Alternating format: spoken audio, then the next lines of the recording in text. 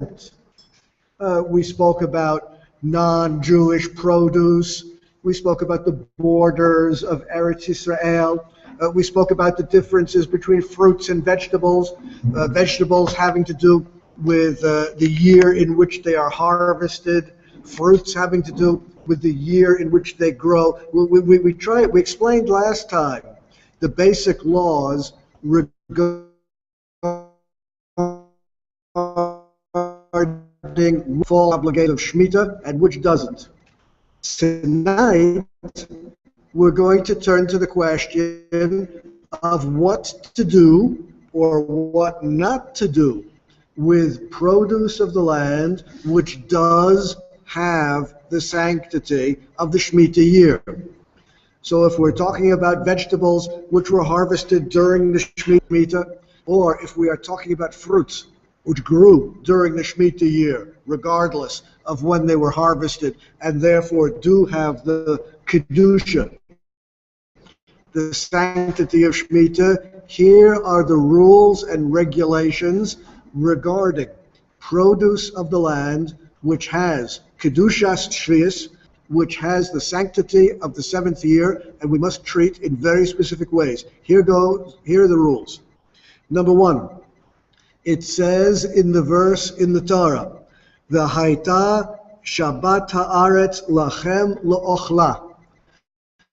It says in the seventh year is for you, the Jewish people, lo'ochla, for eating. The produce of the land is for eating, and as we mentioned last week, the farmer is supposed to leave his fields.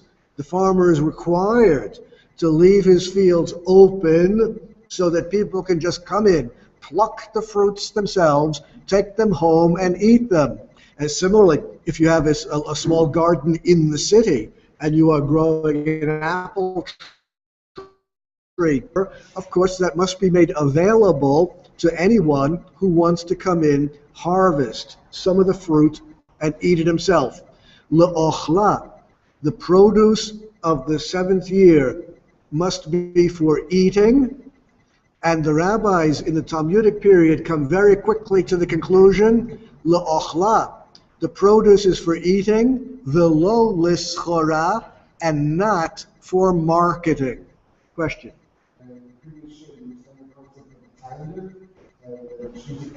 Things that have addresses from applicable life. If you go into the field now, some of the stuff is not in action to rules, and so people must have to be aware of walking through the field. Correct. As I said last week, you can equip yourself with a calendar. There are plenty available online. Jewish bookshops have them for every fruit and vegetable. Apples, pears, cucumbers. It will tell you exactly what date in the year all of the problems of Shmitta begin, and exactly what date the problems are expected to end. And it varies, of course, depending upon the growing season and harvest season of different fruits and vegetables. Okay, the stuff from the seventh year is la'ochla, for eating, v'lo l'schora, and not for marketing. It is therefore prohibited to market, that means to sell or to engage in trade. It is prohibited to market the fruits of the seventh year. Now, back in the good old days, when almost all of the Jews in Eretz Israel were farmers, back in the old days when all was right with Jewish society, and almost everyone was agrarian, engaged in agriculture. Back in those days, a farmer would raise enough food.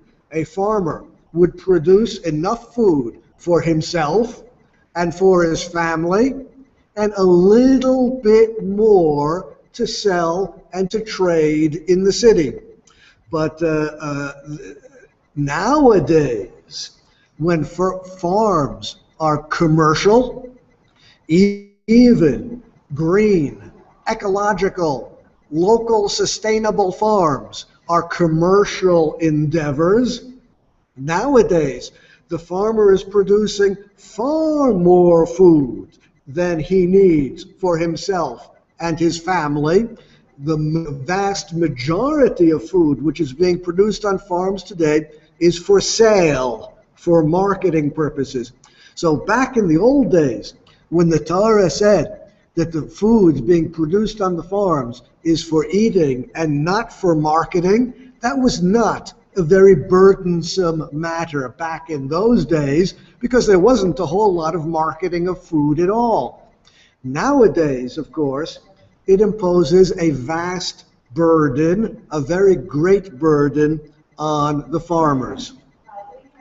When Shmitta was a Torah mitzvah, back in the good old days, when a majority of the Jewish people lived in Eretz Israel, back in those days, it was a Torah prohibition to market the fruits of the seventh year.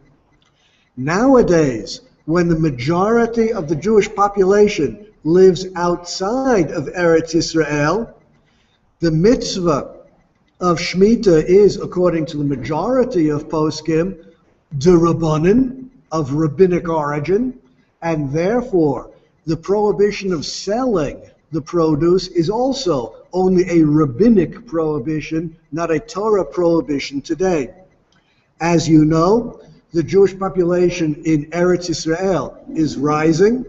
The Jewish population outside of Eretz Israel is declining. In the near future, assuming that demographic trends continue as they are at the moment, I'm not able to predict the future with great certainty, but assuming that trends continue as they are in the very near future, a majority of the Jewish people will be living in Eretz Israel, and then these laws will regain their Torah status and not be merely rabbinic.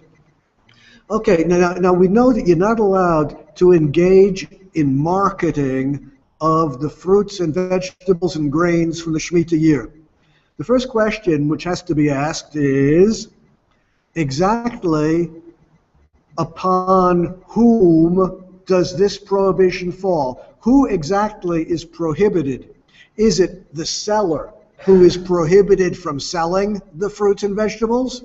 Or is it the buyer who is prohibited from buying the fruits and vegetables? That's a big difference, and it's important to know which it is. Question.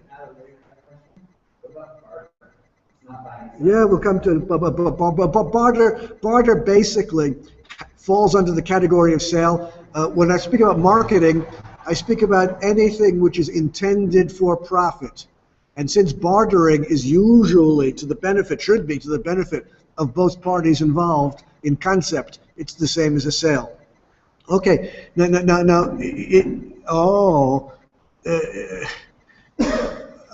I do not wish to be indelicate. If it's indelicate, just ignore what I say and make believe I did not say it. The fundamental rule of the Gemara is, it takes two to tango. That means that those sins which require two people, a lot of sins you can do all by yourself in a room, you don't need someone else. There are sins, however, which require two people. In this particular case, we're talking about marketing. You need a buyer and a seller. Two people are involved.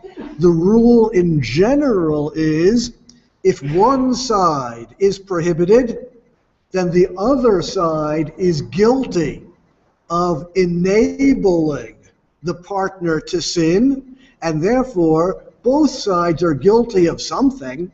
If it's the seller who is in violation of the Shemitah year, then the purchaser is guilty of enabling the seller to sell.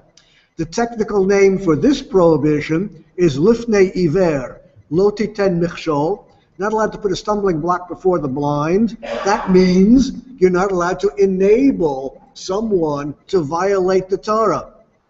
A thief who steals property and then offers that property for sale to me, he opens up the trunk, the boot of his car, and says, you want to buy a designer watch very cheap?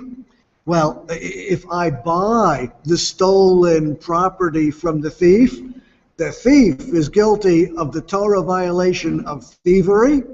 I am guilty of the Torah violation of lifnei iver loti ten michshol, putting a stumbling block before the blind. We're both guilty of something here. That's in general the case.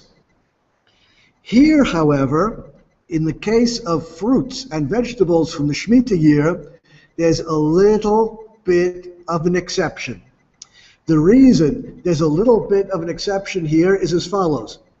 As Rav Moshe Feinstein, the greatest of the rabbis of North America in the 20th century, pointed out, if you look at the sources very carefully, you will be forced to the conclusion that the prohibition of marketing these fruits and vegetables falls upon the seller, not the purchaser. It's the seller who is guilty of violating the seventh year. The purchaser is only guilty of enabling him to violate the seventh year.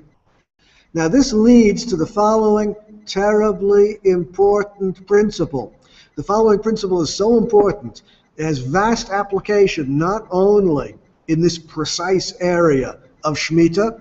The following principle has vast application throughout the length and breadth of Torah and is one of the fundamental principles of halacha that you should always bear in mind. Here goes.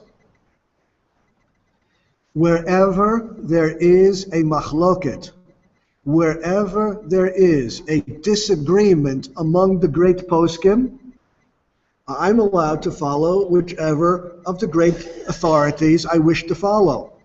Of course, that's going to be the strictest one available because I'm frummer than thou. But someone who isn't as frum as me might choose to follow one of the poskim who's not so strict on whatever the issue is. And there are thousands of disagreements out there between the rabbis. That's what rabbis do. They disagree with each other. And wherever there is a disagreement, that's just about everywhere, everyone is going to have to choose which opinion they're going to follow. In mikveh, basically, someone would have to turn on the hot water. In mikveh Shabbos, there's enough time for it to be 5 hours Shabbos. The guy basically ended up doing it because he decided you're getting time. He's getting the fear of how blessed, with the rating. So he uses time. So on one hand, you could say that since a lot of people are exceptional view, but not all the whole body, Okay. it is okay. On the other hand, you don't pass it like that. He paskins like that. This is a very good example. Your example is a good one. Let me formulate the principle, and then we'll see how it applies. Since everyone is allowed to follow whichever authorities he or she wishes to follow, there is no sin involved in so-and-so choosing to follow whichever authorities he or she wishes to do. There's no sin. And if there is no sin, there's no problem with me helping him or her. There's no problem with me enabling him or her to do something which he or she legitimately holds is permissible. Even though I am on the stricter side of some controversial issue, someone else who's on the lenient side of the controversial issue is allowed to do what they're doing. They are not sinning by following the opinion they're following, and therefore I am not guilty of putting a stumbling block before the blind if I enable them. If I go to visit my friend who is recovering from an accident and both arms are in plaster casts, broke both arms, he needs someone to feed him. Someone has to stick the food in his mouth until his arms heal. And I'm visiting him, and he says, could you feed me lunch while you're visiting? While we talk, why don't you feed me? And but he eats cheese made from unsupervised milk. I know it's hard to believe, but there are Jews out there who drink unsupervised milk, not Chalav Yisrael. Now I, of course, would never dream of consuming such products, but he is following the poskim who hold that it's permitted, and therefore he is not sinning by consuming these products, and therefore I am off the hook. I am not guilty of enabling him to sin. I am not guilty of putting a stumbling block before the blind if I shove the food into his mouth. The idea is that as long as the other party is following a legitimate opinion according to which he or she is not sinning, then it's okay for me to enable him.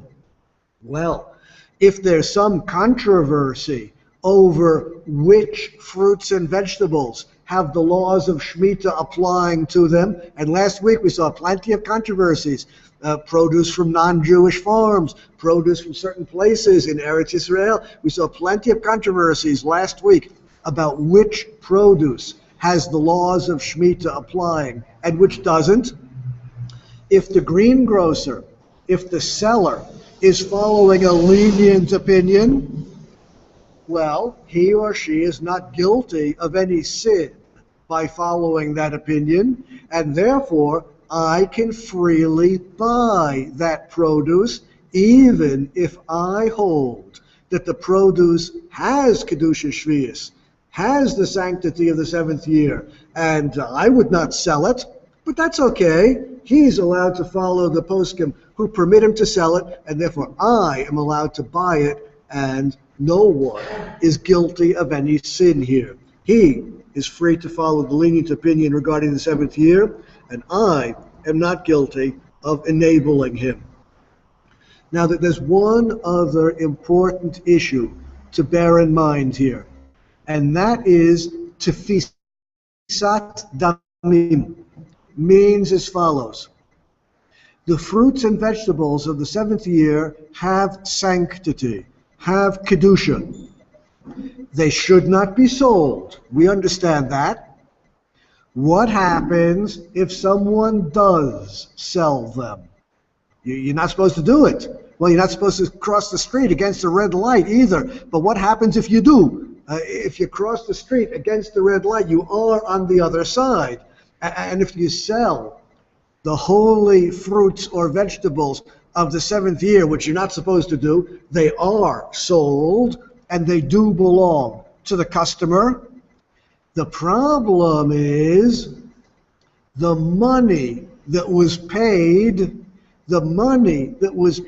in exchange for the holy fruits of the seventh year, that money acquires the Kedusha, that money acquires the sanctity of the seventh year, and now the person who received those coins, the person who received that money in payment for the Shmitta fruits and vegetables must guard that money and use it only to buy other fruits and vegetables which will be eaten according to all of the rules and regulations of the seventh year.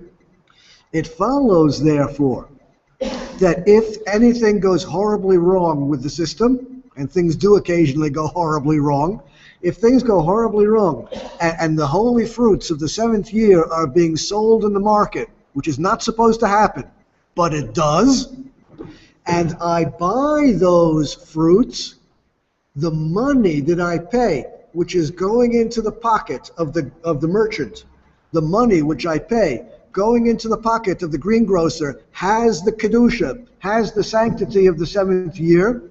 That money is going to end up in circulation and is going to end up in everyone else's pocket eventually, and that's a big problem.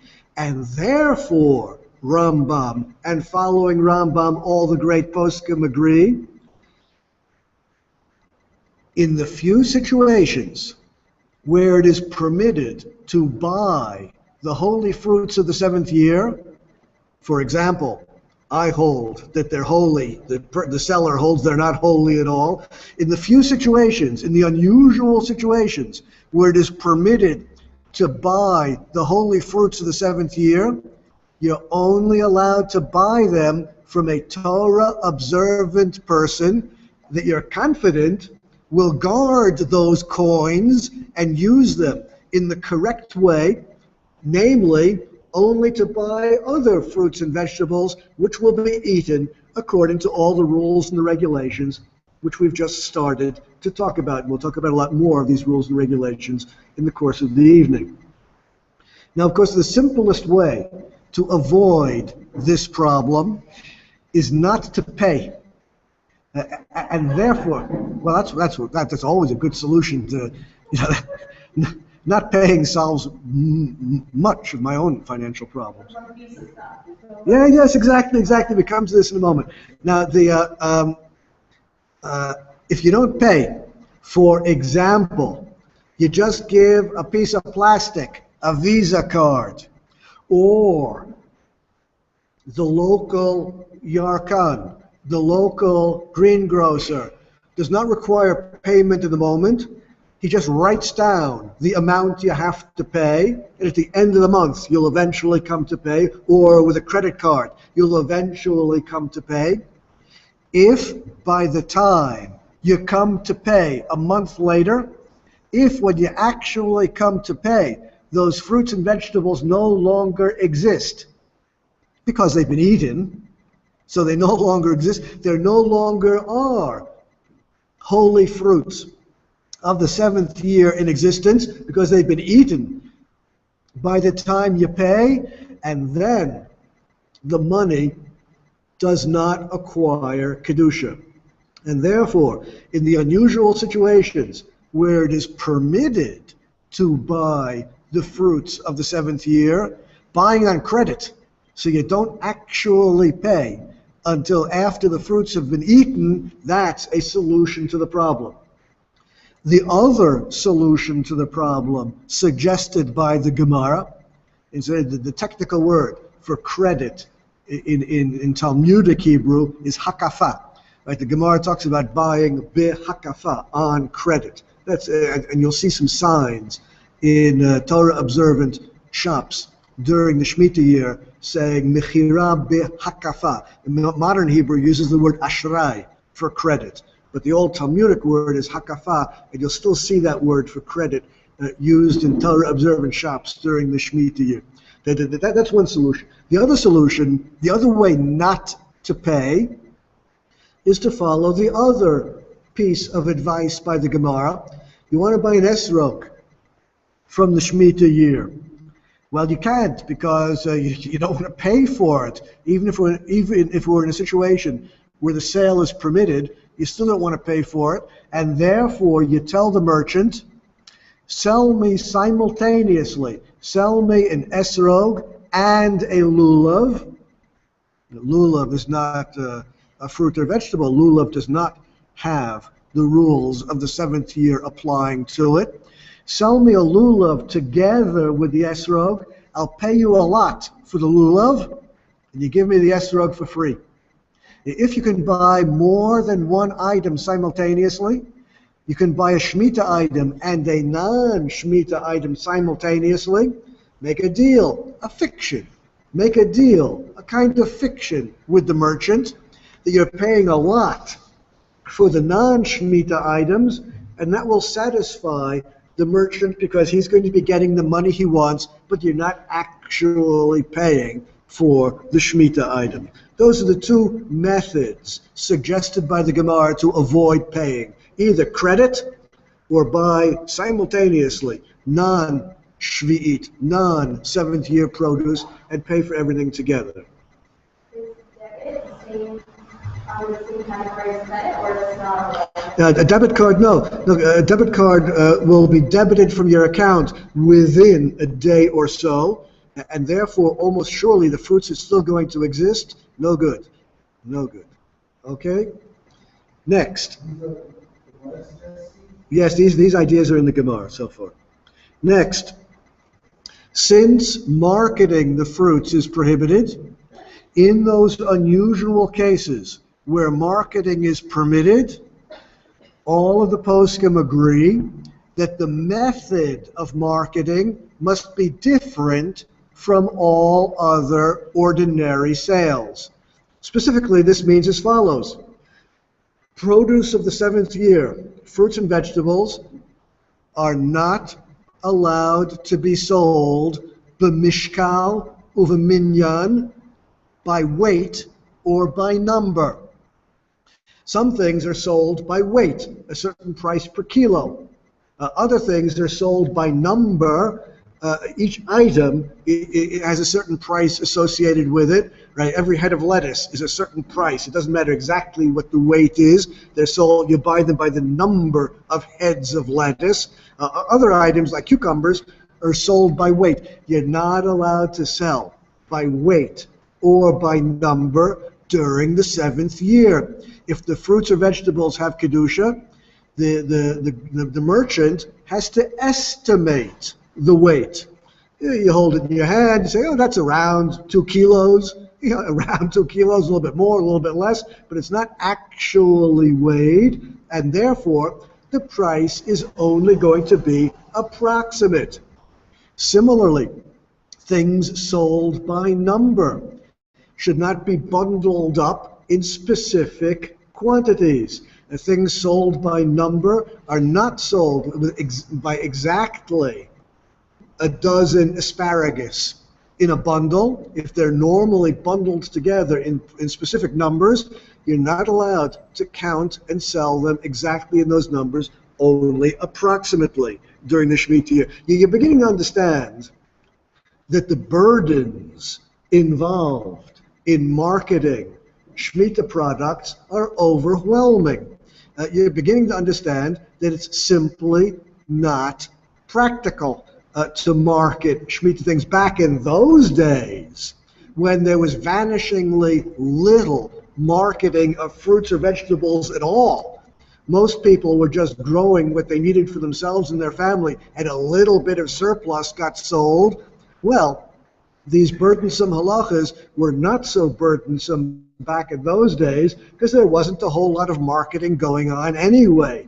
Nowadays, the very idea of marketing Shmitta fruits and vegetables in the shuk, in the marketplace, is just too difficult. As the Chazon Ish points out, one of the differences required is not only the prohibition of weighing, not only the prohibition of counting, but if in those cases where you're allowed to sell, you shouldn't even sell in the market, in the marketplace where sales take place all 6 years.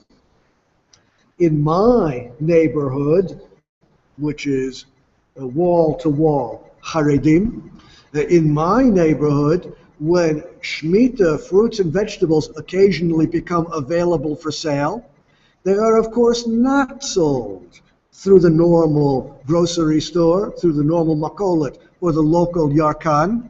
They are sold in private apartments, and not actually weighed. Approximately a pound, approximately a kilo of apples for such and such a price. They're not actually weighed. The weight is approximate, and the sale is done in a private apartment. And since my neighborhood is wall-to-wall Haredim, the seller knows that the customer is Torah observant and therefore going to treat the fruits and vegetables in the correct way. And we're going to get to in a moment the correct way to treat them. After all, the prohibition of putting a stumbling block before the blind applies not only when it's the seller who is in violation and the purchaser is enabling the seller to do something wrong. The prohibition of putting a stumbling block before the blind also applies when it's the purchaser who is going to do something wrong and it's the seller who is enabling him.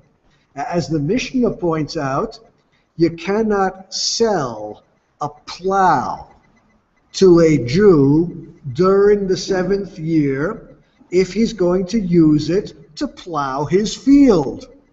Working the land is prohibited during the 7th year, and therefore the seller is guilty of enabling the customer to plow his field during the 7th year. You can only sell the plow during the 7th year if you sell it to someone whom you know to be Torah observant, and you know he's going to use the plow in a correct way and not violate the 7th year with it. Similarly, fruits and vegetables which you are permitted to sell in those unusual cases can only be sold to Torah observant Jews who you know are going to treat them in the correct way. That's another reason upon another reason upon another reason why ordinary marketing of this stuff in the open public marketplace is highly impractical. Let's go one step further. It says in the Torah, Hashvi'it tishmetenu, nitashta v'achlu evyonei amecha. It says in the Torah, evyonei amecha, the poor people among the Jews are permitted to go into the fields, harvest for themselves the produce, take it home and eat it. This is a great thing. The Shmitta year back in those days was a great thing for the poor people. They were free just to go into the fields and eat it. Well, if you listen carefully to the words of the verse, that the food is for the people to eat, you'll understand that it is not intended for animals. It's for people to eat, not for animals. That's what the Torah says. The food of the 7th year is for people to eat, not for animals. And therefore, all food divides into two categories. There's food which is fit for human consumption, and there is food which is not fit for human consumption, but still can be fed to animals. As long as the food is fit for human consumption, as long as humans could eat it, as long as the grains, the fruits and vegetables could be eaten by humans, you're not allowed to feed that food to animals. Only food which never was fit for humans, or food which was fit for humans but now no longer is, if the food is not ra'ui, fit for humans, then it can be fed to animals. So one has to be careful with the fruits and vegetables. If you have pets or if you have farm animals, you can feed them only that food which is no longer fit for human consumption. Now, another distinction has to be drawn. Some foods are normally eaten raw, uncooked. Other foods normally are eaten raw. Some things could go either way. Carrots, people eat either raw or cooked. And of course, there are unusual people out there who have unusual practices. I know that there are some people who eat raw potatoes. I know that there's such a thing, but it's unusual, and the halacha here depends upon what is normal in the society. And in our society, potatoes are normally eaten cooked. Lettuce, I know there are people who cook lettuce. I even just saw a recipe for cooked lettuce. I know there's such a thing as cooking lettuce, but it's unusual. In our society, lettuce is normally eaten raw. The rule is as follows. Holy fruits and vegetables of the 7th year, which are normally eaten raw, must be eaten raw, and you're not allowed to cook them. The cooking is prohibited. You're not allowed to cook them. And if they are cooked, you're not allowed to eat them cooked. On the other hand, those foods which in our society are normally eaten cooked, like potatoes, must be eaten cooked. And even though you might be an unusual person who likes to slice and dice the potato very fine and add it to the raw salad, well, you're an unusual person in our society. And if the potato has the sanctity of the seventh year, it has to be cooked before it is eaten. How about a planet juicing? We'll come to juicing in a moment. Well, let's talk about juicing. Juicing, yeah. Destruction, but at the same time enjoyment, right? So when you cook something that's going to be eaten raw, you destroy it. You're not destroying it, you're just lessening its value. Since it's since lettuce is normally eaten raw, cooking it lowers its value in society. But that's not destruction. That's only called hefsed perot, lowering the value, which is prohibited to do, but it's not destroyed yet. Okay, lowering the value, and then we can enjoy cooking it. But the other way around, that's not it. It's meant to be eaten cooked and eaten raw. You've also lessened its value because the value of potatoes. Potatoes are prized, are valued in our society if they are baked or roasted. Potatoes raw don't have such value in our society, and indeed, if you want to buy a raw potato, it's a lot cheaper than a cooked potato. That's why potatoes cost more in a restaurant. They're worth more in our society. Lowering the value by eating it raw is prohibited in the Shmitta year. It's what? Okay, don't say it. Let's talk about juice. Question?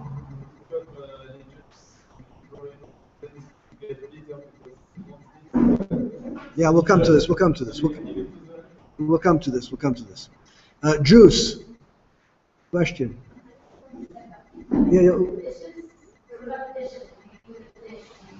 Yeah. Of course, any prohibited food which comes in hot contact with utensils, cutlery, dishes, pots, pans, any prohibited food which comes in hot contact with our utensils is going to prohibit the utensils as well, just like any other prohibited food. That's definitely true. Cooking lettuce will make your pot unkosher? Indeed, it will make the pot unkosher. Now, let's talk about juice.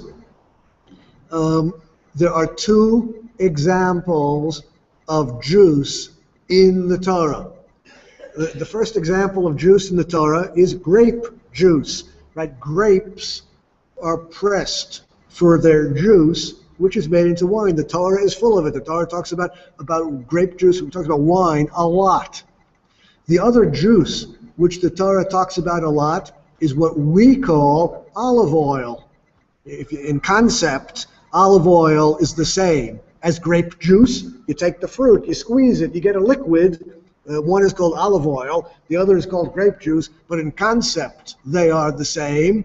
The liquid, which is squeezed from the fruit. Since the Torah talks so much about wine and olive oil, so it's perfectly clear that those two kinds of juice are permitted during the Shmitta year. Someone who takes holy grapes from the Shmitta year and presses the juice, either to drink grape juice or ferment into wine, that's okay. That's called an improvement of the grape. After all, the final product is going to sell for more. The final product is more valued in our society, and that's okay. Same thing with the olive oil. Pressing olives from the seventh year to make olive oil, that's okay, because the Torah itself tells us how important olive oil is. Regarding other fruits, there is only one other fruit which the poskim are agree can be pressed for its juice during the Shmitta year, and that's lemons. If you think about it for a moment, lemons are in general not eaten in our society. It's the lemon juice which is usually used. In our society, the normal way to consume lemons is the juice and not the meat of not the flesh of the fruit itself. And therefore, all the poskim agree that lemons can be pressed for the juice during the Shemitah year. Regarding all other fruits, there is a machlokes, a disagreement. Some poskim hold if it is a fruit like an orange or an apple, which in our society is eaten whole, you have to eat it that way. Other poskim hold that if you are talking about the kind of oranges which are grown for juice, on the farms, in the kibbutzim, on the moshavim, there are different kinds of orchards. There are different kinds of oranges. Some oranges are grown for eating. Other kinds of oranges are grown for juicing. Well, the majority of poskim hold that those fruits which were grown to press for juice, those fruits which were grown to press for juice, juice oranges, for example, it's okay. It's okay to press them during the Shemitah year. Then it's machlokes. Machlokes. There's disagreement among the poskim on that. Yeah. Beer's good. Yeah. Oh, okay. Beer. The ordinary recipe for beer uses barley, malted barley, and hops. Beer can be made with wheat. Some beer can also be made with rice. There are many ways that beer can be made. Bottom line, almost all of the beer made in Israel today is made with imported grains and imported hops.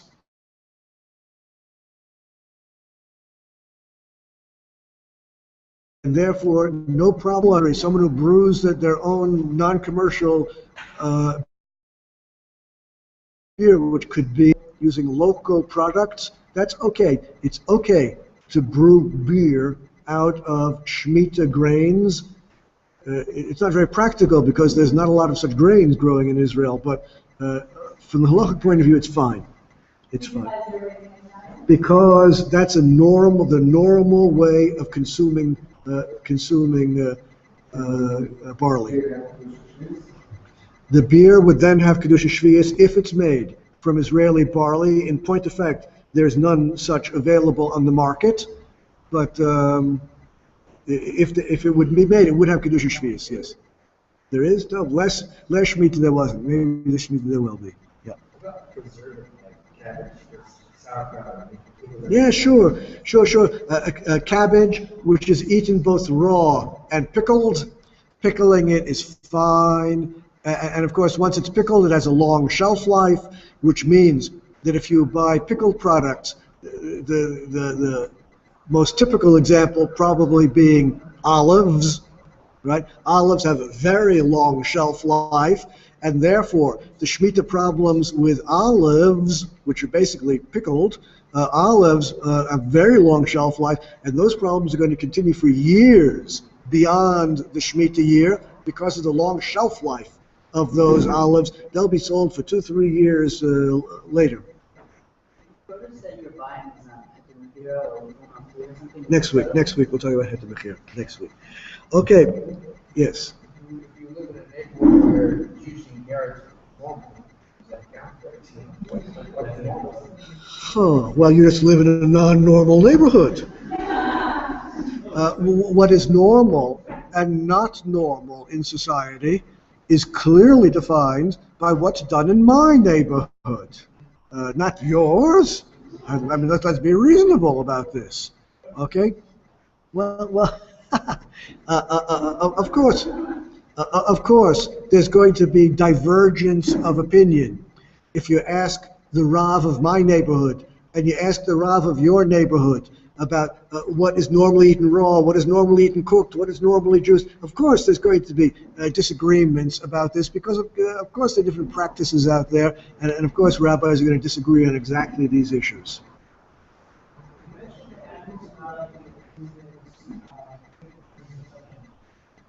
Does that mean that you have to block the deals?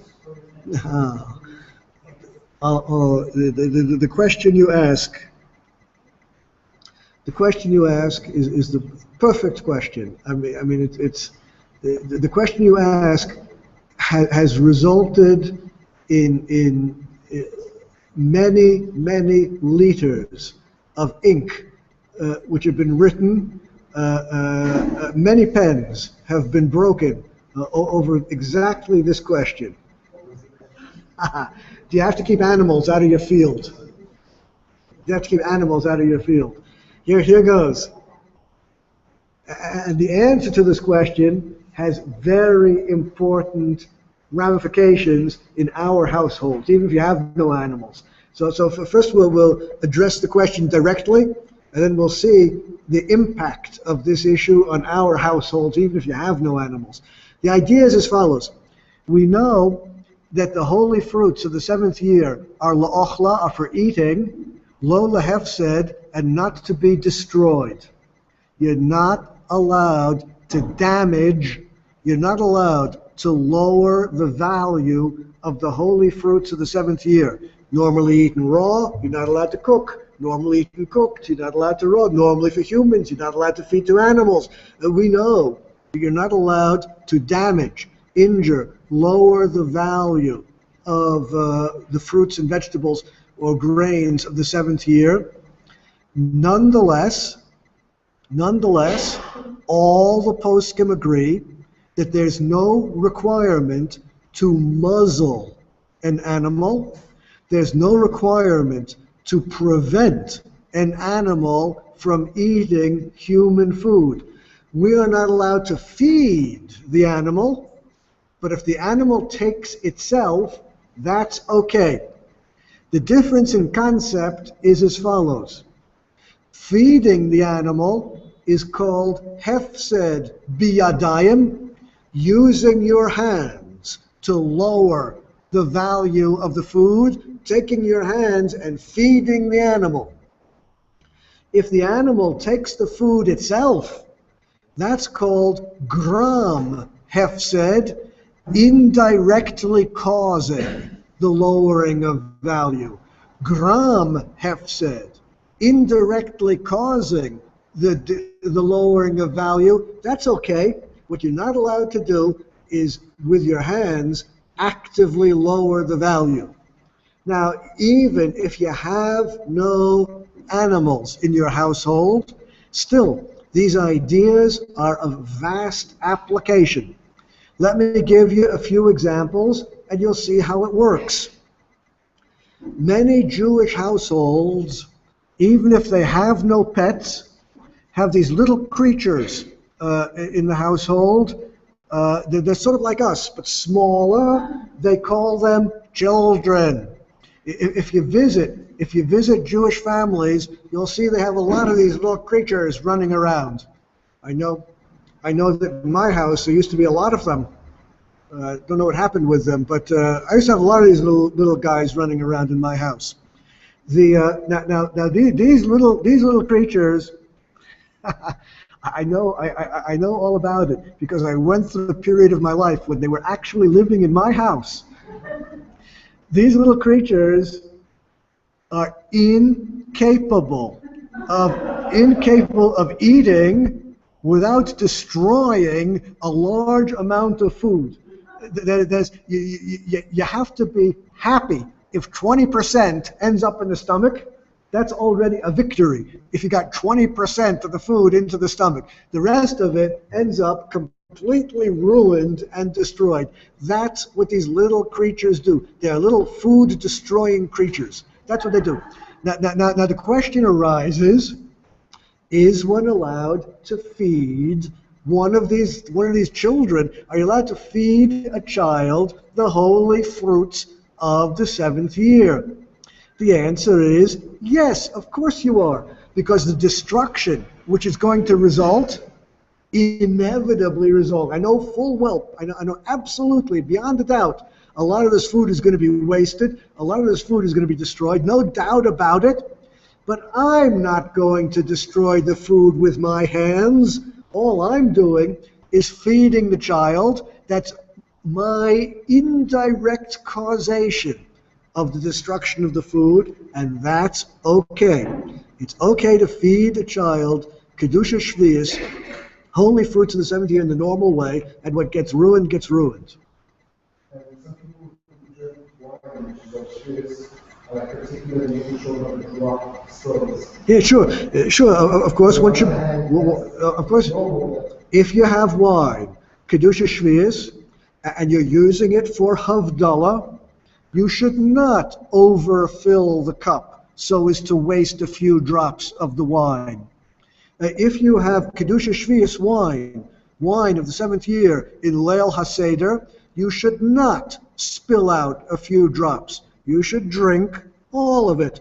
Now, of course, if at the bottom of the cup there's a few drops remaining, and on the sides of the cup a little bit of wine is remaining, that's okay. That's okay, but one should not purposely destroy any of the fruits. It's okay to serve it to children, and the question arises, what on earth are you supposed to do with the apple core after you've finished eating the apple?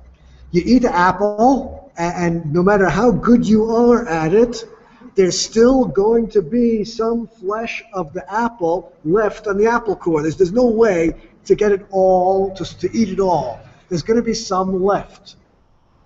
What happens with the leftover food?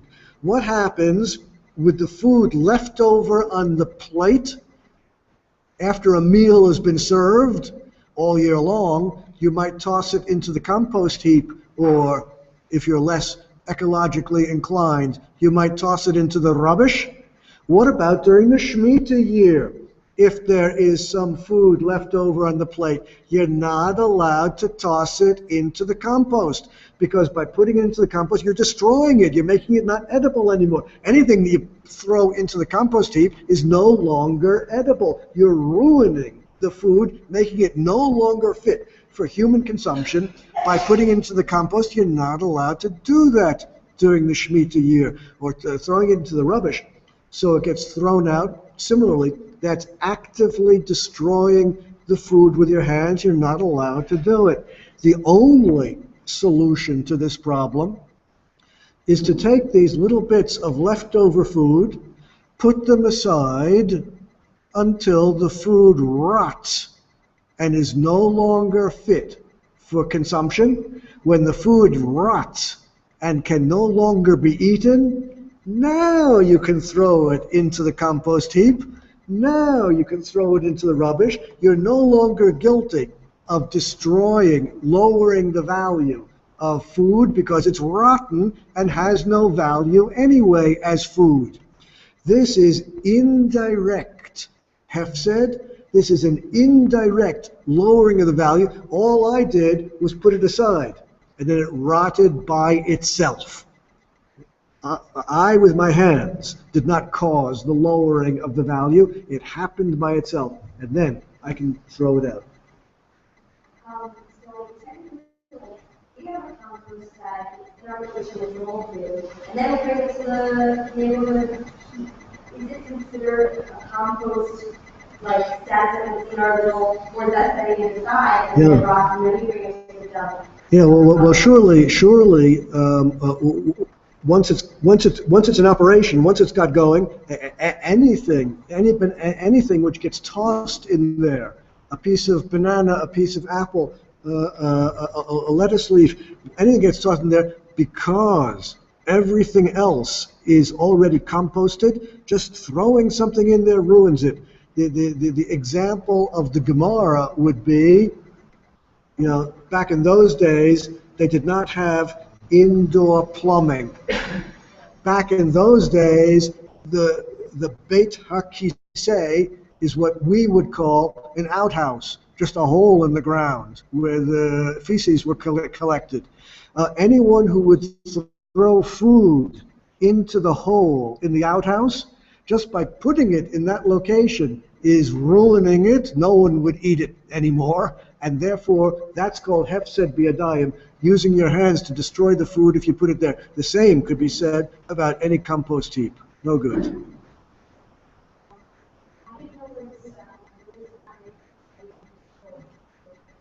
You have to look and decide. If you can't decide, you can bother your local rabbi.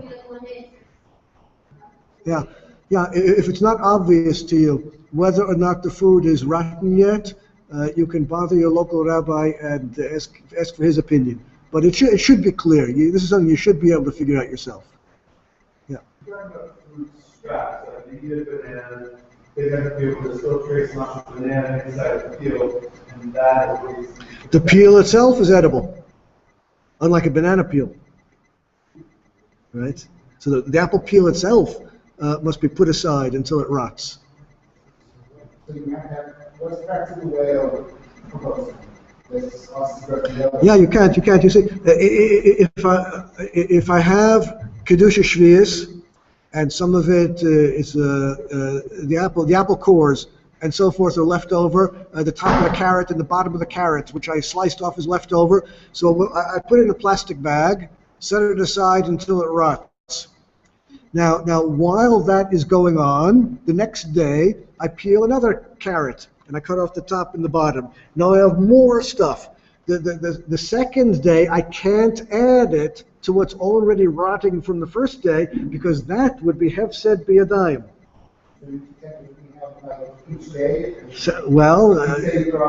It gets to be complicated. It gets to be complicated, exactly.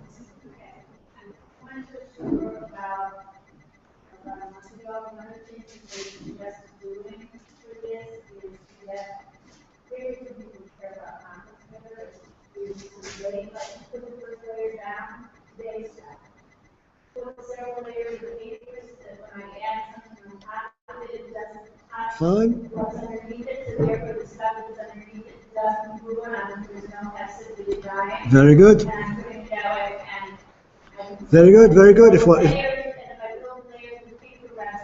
it'll all decay.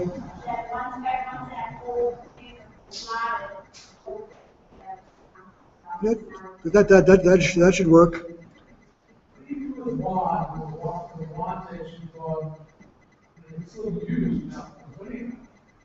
And what happened to the wine?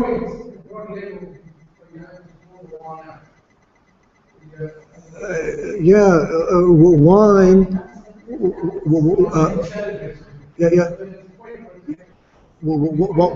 Wine which you do not want to drink.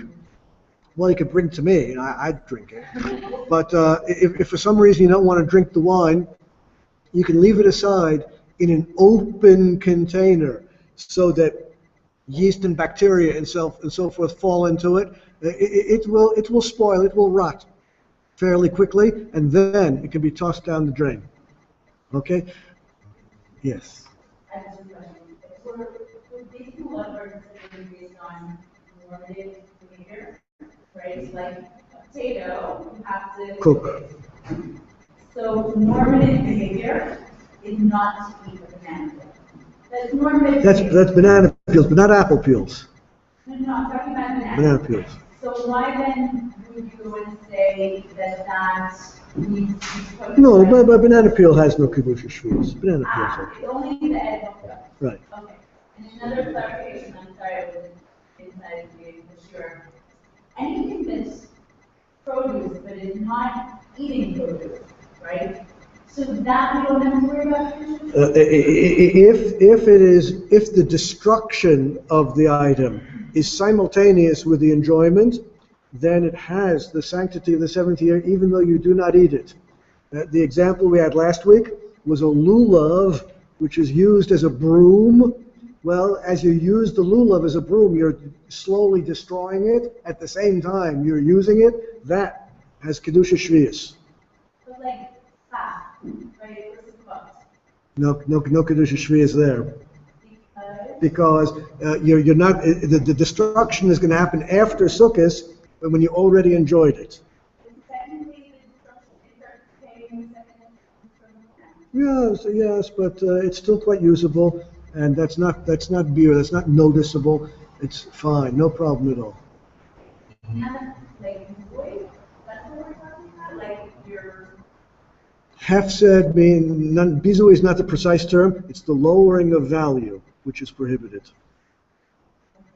One last point.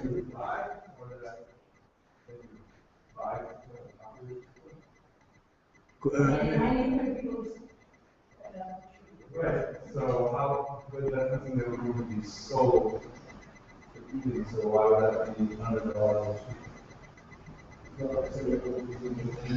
But branches which are cut off of trees for schach and a sukkah do not have kedusha shvius, and no particular laws apply to them. That's fine. Okay? I missed a question?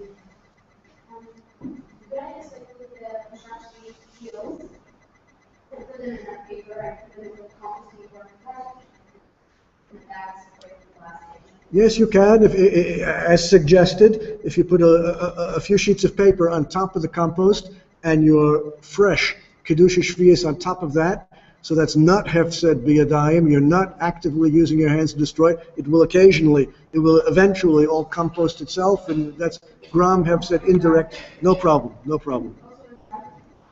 If you put it in a bag and close the bag and then throw it out, you're okay. Final point for today is the position of Nochrim, the position of non-Jews. Think about it for a moment. We have emphasized over and over again that according to the Torah, the fruits, the produce of the seventh year are for the Jewish people to eat, and that means one cannot give or sell these fruits to non-Jews. It also means, incidentally, that these fruits and produce of the land cannot be exported outside of Israel, but the mitzvah is to eat them here. That's another reason why the open marketing of holy fruits of the seventh year is impossible.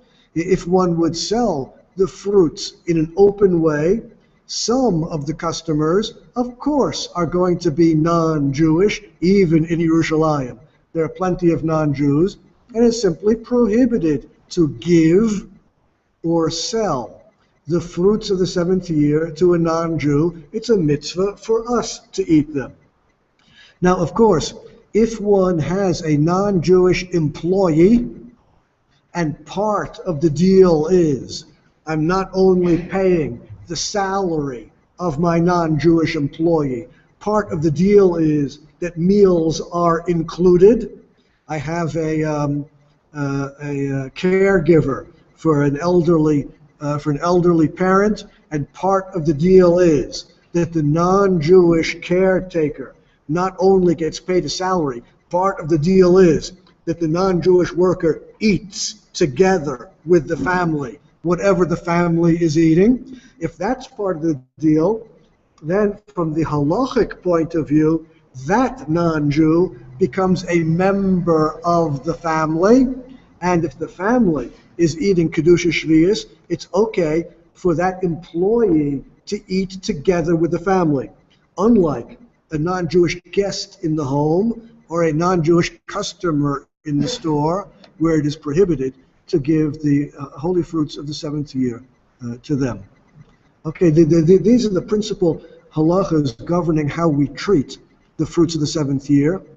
What we're going to talk about next week, 1 week from tonight, are the different solutions that exist out there for all of the burdensome problems which we've discussed this evening. The two principal solutions that exist out there are the Heter Mechira and Otzer Bezdin, and we will describe these, explain how they work, and see the advantages and disadvantages of these two principal solutions next week. Until then, I wish you a good Shabbos, and we'll have an announcement about what we're going to be doing next.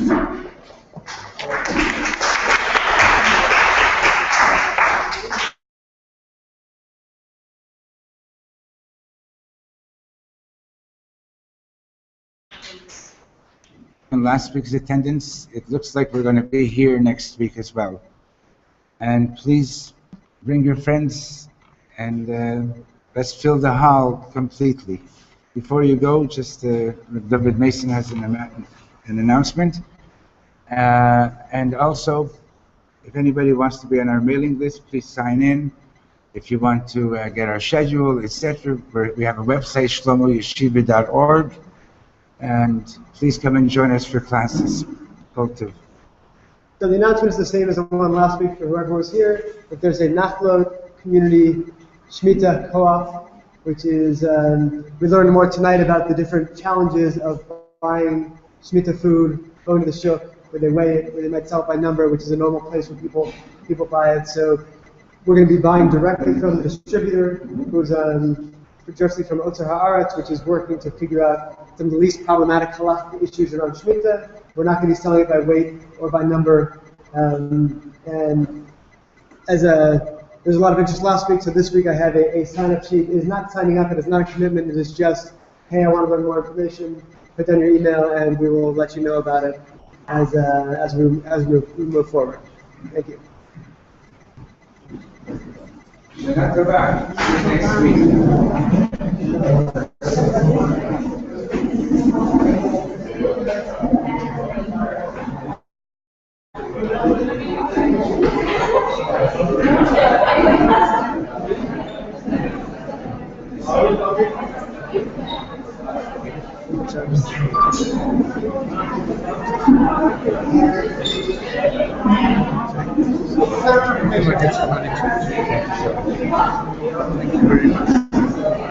Recorded.